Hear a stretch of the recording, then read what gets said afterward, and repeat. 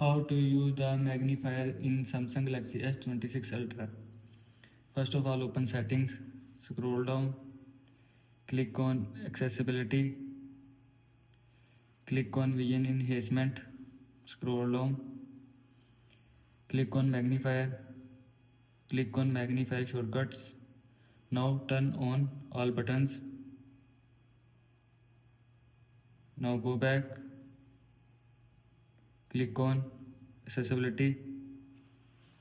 Now here you will see magnifier. Now click on magnifier, and if you want to zoom in magnifier, then move to right, and if you want to zoom out, then move to left, and if you want to on flashlight, then turn on flashlight, and if you want to turn off flashlight, then turn off flashlight, and if you want to add filter, then click on filter.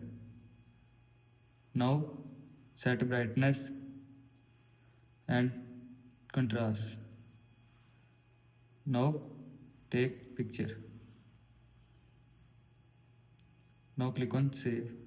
After click on save, image save in gallery. This is how you can use the magnifier in Samsung Galaxy S26 Ultra. I hope you like this video, and thanks for watching this video.